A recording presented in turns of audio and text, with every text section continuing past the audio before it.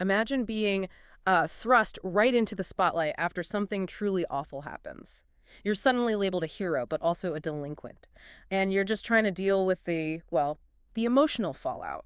That's exactly where our deep dive begins today. Right. We're going to unpack the immediate aftermath of this profound crisis, looking at how these young individuals navigate, public scrutiny, personal trauma, and the really rigid lines of their social world. And we're diving into a really powerful narrative excerpt for this. It's a personal account, lays bare all the complexities: identity, loyalty. hmm And the surprising ways people find common ground.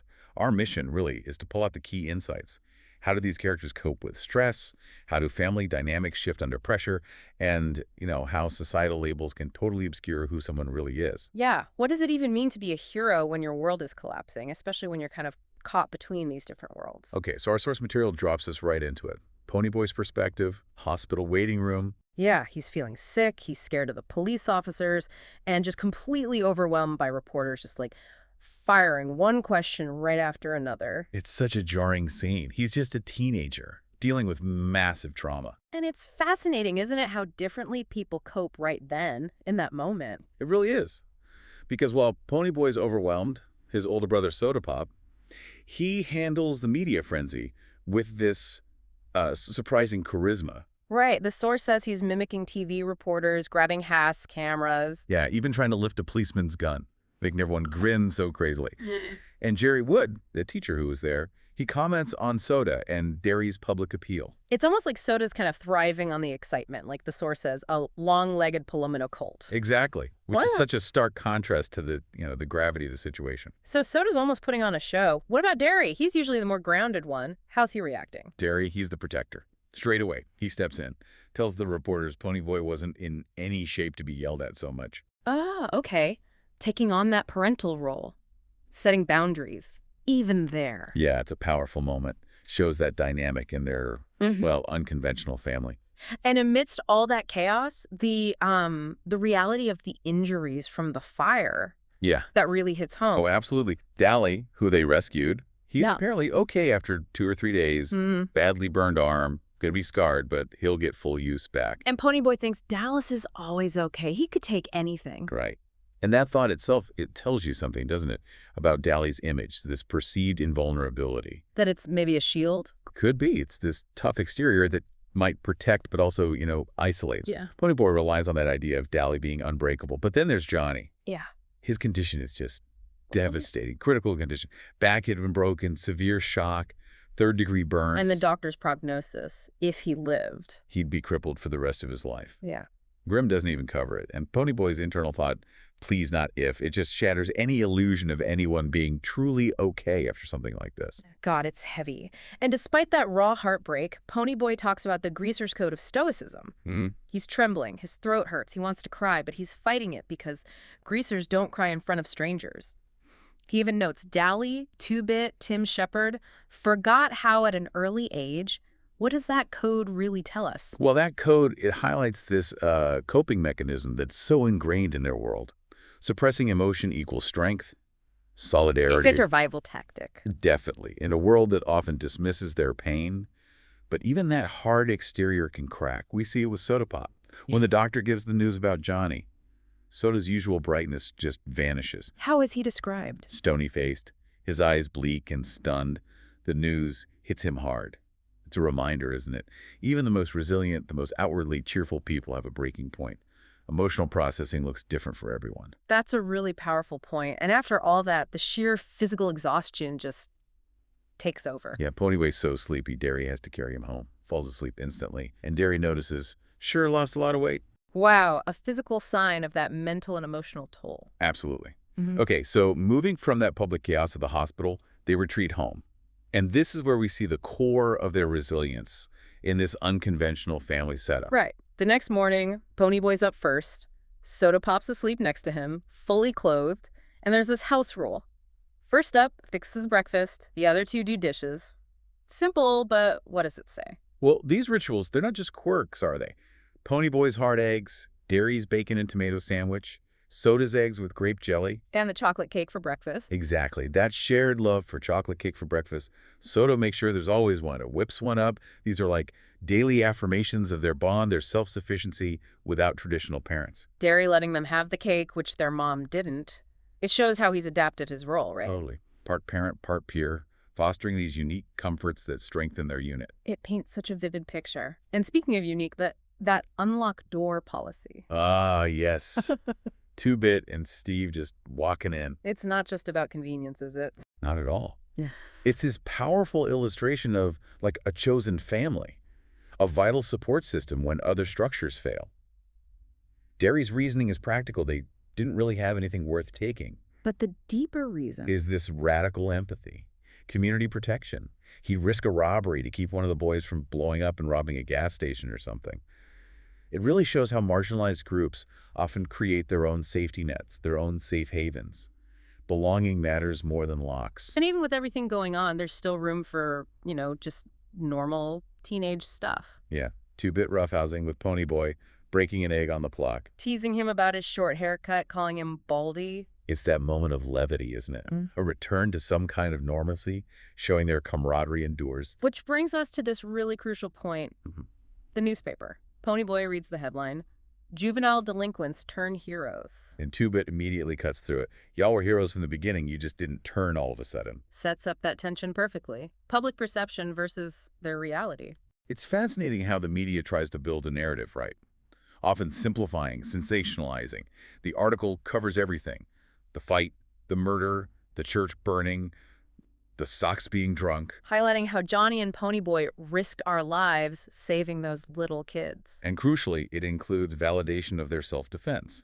Cherry Valance saying Bob was drunk, looking for a fight. Randy Adderson backing it up too, saying it was their fault. They only fought back in self-defense. So they get this public vindication, which is huge, but the charges still linger. Right. Even with the hero label, Johnny's charged with manslaughter if he recovers. Ponyboy's charged for running away. And the irony, Dally, the most genuinely delinquent one, he gets no charges. He's made out to be a hero for saving Johnny. Ponyboy knows Dally would kill those reporters for that. It just shows how public perception can get twisted, doesn't it? And how it clashes with personal identity, especially for someone like Dally. And connecting to that, the paper also runs a column on the Curtis family. Ah, yes, trying to humanize them. It details Derry's 2 jobs, his school record. Soda Pop dropping out so they could stay together. Ponyboy being on the honor roll, a track star. And the key line, the conclusion. We shouldn't be separated after we'd worked so hard to stay together. It's an attempt to shift that juvenile delinquent label by highlighting their individual merits, the strength of their family. But that line, it hits Ponyboy like a ton of bricks. Yeah, the realization dawns. He asks Derry, "You mean they're thinking about putting me and Soda in a boys' home or something?" And Derry quietly confirms. Yeah, the cops told me last night. The threat is immense. Ponyboy immediately says, "No, they ain't gonna put us in a boys' home." And Steve tries to reassure him, kind of naively, they don't do things like that to heroes. But the threat is very real. It shows just how precarious their stability is, hero label or not. Okay, so beyond the public drama, the legal threats, the source reveals some really personal stuff too. Hidden heartaches. Like Ponyboy's recurring nightmare. Yeah, Derry gets instantly scared when Ponyboy mentions having one of those dreams last night, the one I can't ever remember. And the history of it. It's been happening since their parents' funeral. He wakes up screaming bloody murder, never remembers why. It scares Soda and Derry almost as much as him.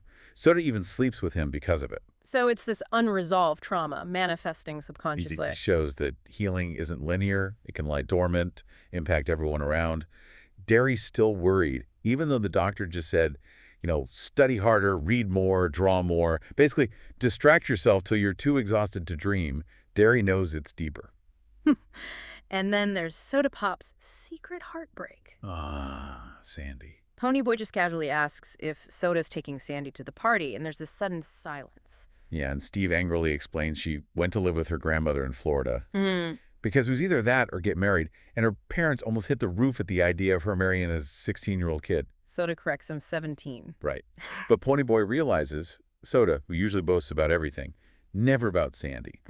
This reveals so much pain hidden behind that cheerful front. And Derry uses their dad's nickname for Soda, Pepsi Cola, to comfort him. A rare, tender moment. It really underscores that appearances deceive when it comes to emotional struggles. Huge sorrow beneath that carefree exterior. And finally, just Derry's constant worry about Ponyboy. Yeah, he doesn't want to leave him alone, even though Ponyboy insists Derry can't afford the day off. And his instructions. Take a couple of aspirins and go easy. You smoke more than a pack today and I'll skin you. It's that mix, isn't it? Tough love, but deep, genuine concern.